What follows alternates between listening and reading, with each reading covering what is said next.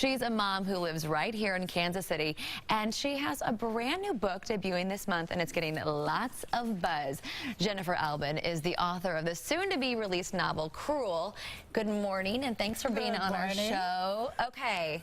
Crewel. You are getting lots of attention right now. It's all happened very quickly, I understand. Yes. Were you so excited to find out that you're getting published? I was. It happened so quickly and so surreally that it was literally like you would wake up in the morning and your whole life was different, like you'd walked into a fairy tale. So it was about 6 months from starting the book to getting a book deal, which is pretty unheard of, actually. Tell us about your life when you're writing the book. You had some stress in your personal life. We did. At the time, I was a stay-at-home mom, and I was more of a stay-at-home mom because the job market was so horrible that someone with advanced degrees just couldn't necessarily find any work. And my husband was the sole breadwinner, and we were coping with bankruptcy because he had been unemployed for a period and we'd gotten behind. And he basically made it a priority for me to start writing, so he would come home every day and say, okay, you need to go write now. We were so broke, I actually wrote at the public library in Johnson County on the public computers. So. And he's here. You have a very supportive husband. I have a very supportive husband. My agent says he should get awards. And I think you're going to be getting awards for this book. They're comparing this to the Hunger Games. Now, you already have this book that's coming out in a week, but you already have an advance on the next 2 books in the series. Right, it's going to be a trilogy, so they'll be coming out each year for the next 2 years. Wow. Okay, so tell us, what is the storyline?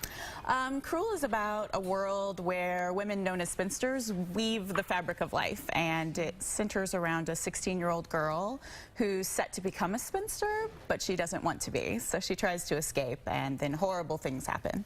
Okay, but spinster, we think of old maid. This is not an old maid. This is something otherworldly, right? Spinsters in this world are beautiful, deadly, femme fatale characters, so they're the most powerful women in the world.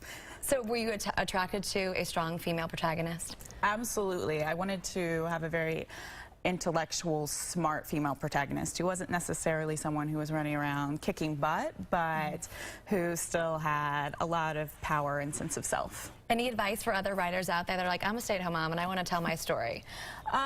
You just sit down and start writing. It's really as simple as that. I think a lot of people talk about writing novels forever, but the only way to ever write a novel is to sit down and get from beginning to end and then start editing.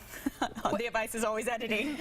Do you ask friends to read your writing, or your husband? I do. I have several close friends who read my writing, and my husband was my first reader, and he read the first chapter, and that was when he became pro-Jen, going out every night to work. He said, you can write a novel. So. Well, it's great to have a supportive husband and a great support system cheering you on, because it's tough to write a book. It is tough. There's a lot of crying and drinking of wine. I love it.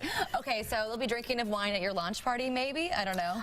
No, I don't think so, because it's actually at Unity Temple at the Plaza, no, so they'll be drinking of wine after. We have a lot of good friends coming in from out of town. Okay, so it's Monday, October 15th at 7 p.m. Yes. And afterward, you're going to be hitting the road. Yes, I will be going on a national tour, so. Well, good luck to you. And I'm excited to read this. Well, you get to keep that one. I love it. I'm ready. I'm ready to read it. Thank you for coming on the show. I appreciate it.